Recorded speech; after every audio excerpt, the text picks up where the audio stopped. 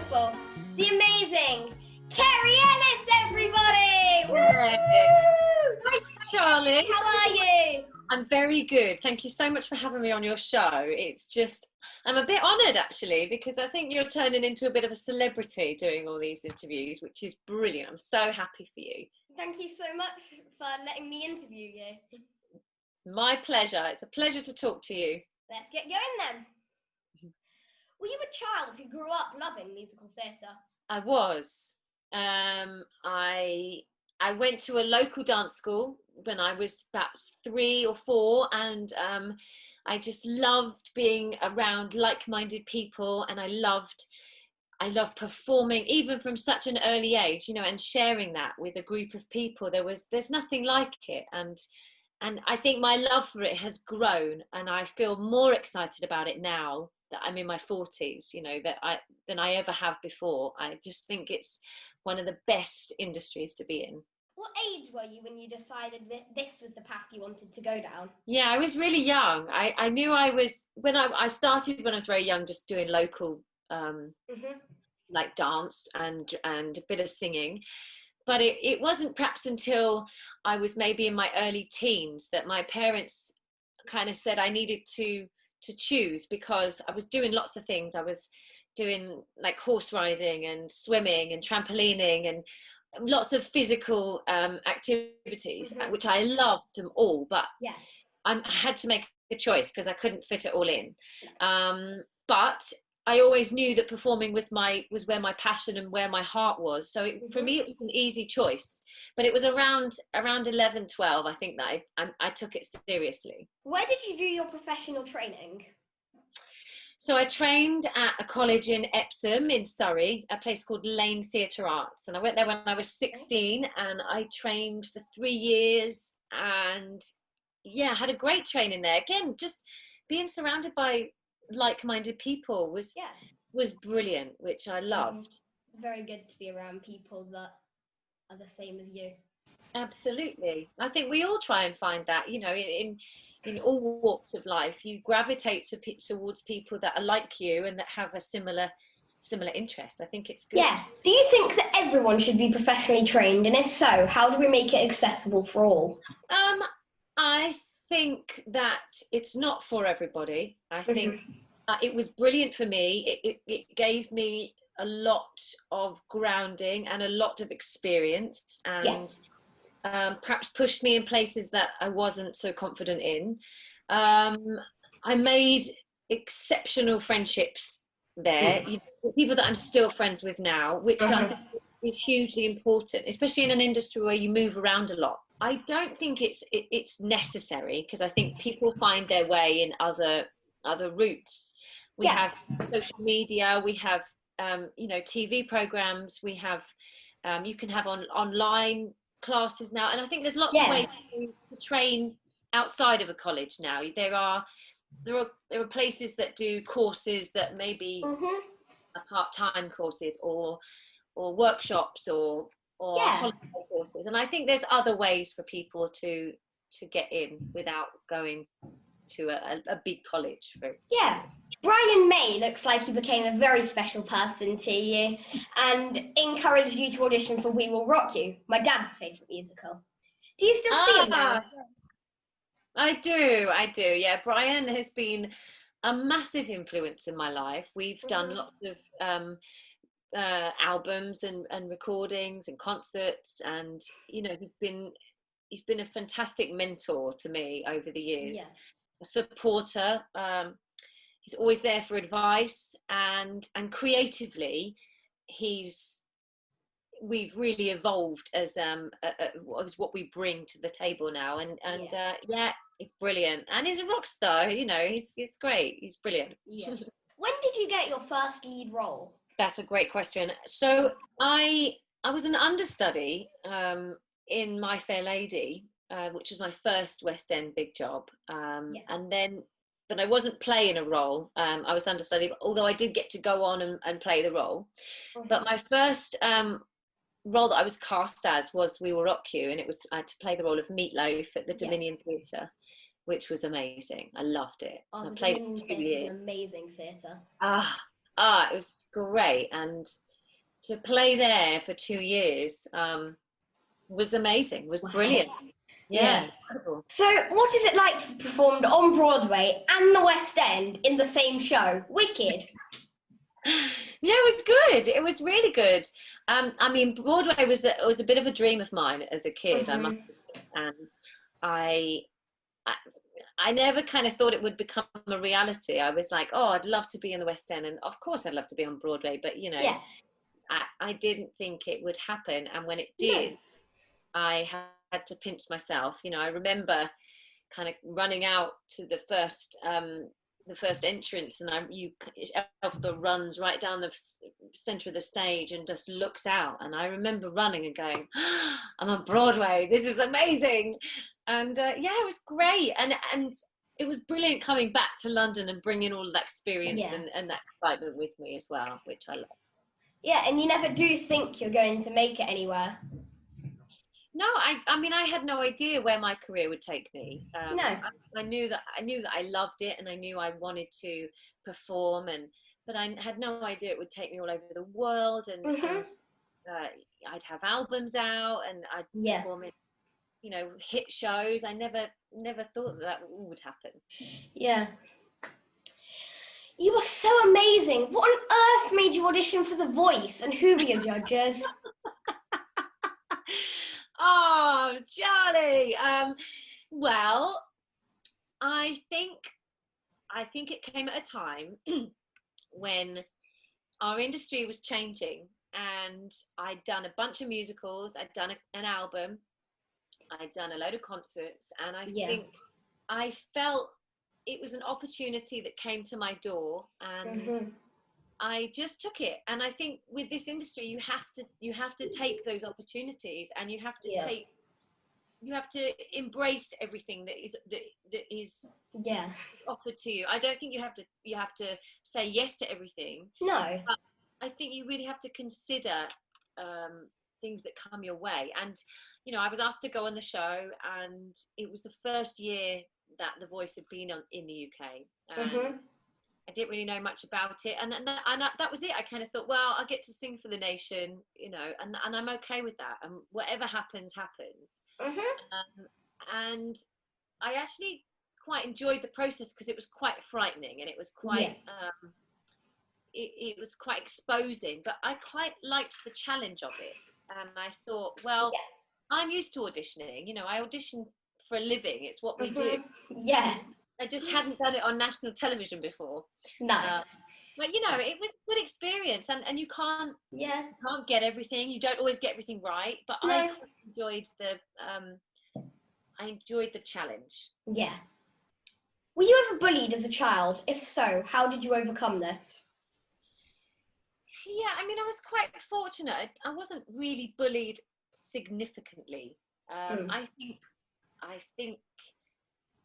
think young people can be quite tough on each other. I think that, you know, everybody's learning about themselves, and people don't always get it right, and they don't always know what they're doing. And I think some people just do the wrong thing sometimes. And I had a few incidents, again, because I was slightly different. I was doing something that was a little bit out of the norm, and I would sometimes have a bit of time off school, and I would go and do a show, and I'd be in the paper, or I would, you know, be doing a show that everybody knew about. And I think people get jealous. I think they don't know how to express that. And I think people can just be cruel and not realise that you know what their actions, what their actions cause. And in a way, it made me a bit stronger and a bit defiant. But it's not a nice thing to go through. But I haven't been through it on an extreme level, so I have a lot of compassion for anybody that has, and I can't stand bullying. I think I have 2 young kids now. I have 2 young boys. And the thought of them being bullied or bullying, you know, and being on the other side, I think it's heartbreaking. And I will do everything in my power, as I'm sure any parent would, make that not happen. Yeah, yeah. What advice would you give to anyone who is struggling with bullying, online or in person? Yeah, I think it's a difficult time because when I was younger, there was Mhm. no social media. We didn't have the internet. We couldn't communicate online, and I think it's a whole new ball game, and it's tough, and I know a lot of people that deal with it, and it can be horrific and awful. And I think that I think you have to speak out. I think you have to tell Mhm. somebody. It Yeah. maybe a teacher, a friend, a parent, whoever it is. Tell somebody. Don't suffer in silence on your own. No. Because No. No. that No. suffer than anything else. Yeah. And I think people should speak out. Again, bullies are usually the cowardly ones. Yeah. They're not the strong people we all think No. they are. They're.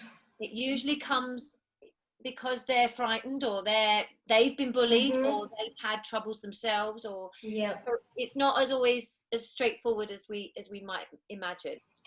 And with social media, as much as there is so much negativity on there, there is also a lot of positivity.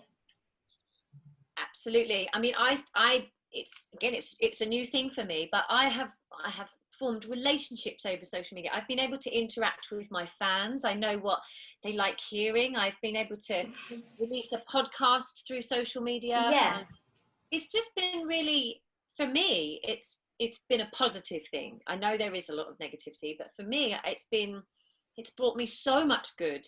I mean, I use it as a positive platform. Everything I put out is Mhm. always positive, and trying to engage in people in a good way. Do you work with any charities? I do work with a lot of charities, actually. I did I did a single for Childline last year, which was brilliant. I worked together with a bunch of young people from West End Stage, and we did Mhm. charity single for Childline, Yeah. which I was really passionate about. I work with a few animal charities, the Uh, Born Free Foundation. I've done some work with in the past, and also Brian has his own charity, the Save Me mhm. charity. Now's for some funny questions. This is where my enjoyment becomes real. Be gentle with me, Charlie. If you could play any role, regardless of gender or animal, what would you play? Oh, I like this one. Okay, so I would like to play Jean Valjean one day, and I would also like to play Judas in Superstar. Very And I good got the musical. idea from Rachel Tucker because she said it the other day, and I thought, oh, that's a brilliant role, and I'd love to play that. So yeah, so maybe I'll team up with Tucker to play that. Very good role, Judas. Very good musical. Brilliant musical. What is your most memorable but worst moment? And I mean that in a funny way. Have you tripped up on red carpet or got a very famous person's name wrong? Oh, I think I've done all of the above. And endless things. I've fallen over on stage. I've had bits of costume fall off on stage. Oh, I've forgotten lines. I've dealt with bits of set not working. I mean, it's endless. I think when you've been in this industry for as long as I have, I've doing it 20 years. yeah. There's lots of things that happen, but I love the beauty of theatre and performance is the Mhm. fact that it's live, and things can go wrong, and things do go Mhm. wrong, and it's Yeah. about how you navigate out of it. And I love that it keeps you on your toes. You're always thinking, and Yeah. I quite enjoy the challenge of when things go a little bit awry, and it's Mhm. very funny as well. Not Yeah. it's a good giggle. Yeah. What do you get in trouble for off your husband and kids? That's a brilliant question. Oh, lots of things. Moaning. I nag them. Oh. Yeah, I'm terrible.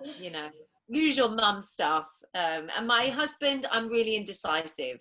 So I'm not a great cook either.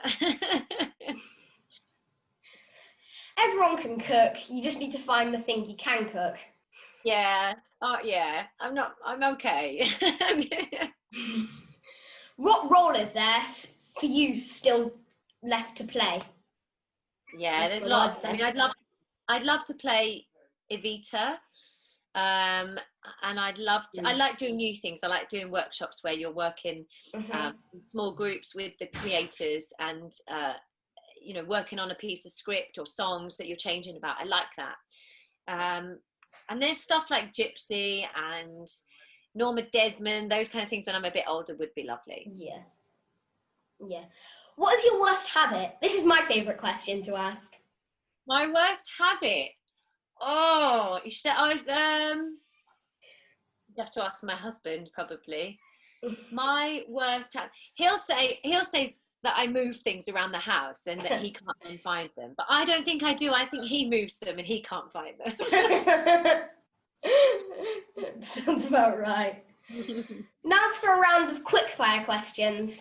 Okay, I'm ready. Text or talk? Text. Oh, Broadway or West End? oh, both. Favourite superhero? Ooh, I love Black Widow. Favourite city? Florence. Haribo or chocolate? Oh, chocolate every time. Heels or flats? Heels. 2 foods you cannot live without. Oh, you said one of them, chocolate and tea. I love tea. Last song downloaded? Oh, It gets everybody. You know why? Because we all get it on iTunes. It comes up like with a ton of downloads. What was the last one? Oh, I recently downloaded the rest of the Wailing Jenny's album, which Brian and I recorded one of their songs called One Voice a while ago, and it came up on my on my shuffle. And I thought, oh, I'm going to listen to the rest of the album. So I downloaded the rest of it. I'm also a bit of a podcast crazy person, so I listen to a lot of podcasts. Yeah. Best childhood movie? Oh, Labyrinth. First celebrity crush? Ooh, River Phoenix. Brilliant. Now it's for a tongue twister. Uh-oh. Are you not very good at them? Not really. A big black bear. A big black bear. Bit a big black bug. Bit a big black bug. And the big black bug. And the big black bug. Bled black blood. Bled black blood. It's a really difficult one, isn't it? It's really difficult. I couldn't do that quick. I tell you that now. That's a brilliant one. Well done. I can barely. A big black bear bit a big black bug and the big black blood bled black blood. Yay! Yay! Thank you so much, Kerry. It was an honour talking to you and a pleasure. Thank you, Charlie. You're awesome. You're such a natural at this. I think people better watch this space because there's big things coming for you. And I'm absolutely thrilled to have been on here today. Thank you so much and good luck. You too. Good luck for whatever comes up in the future. Bye! Bye!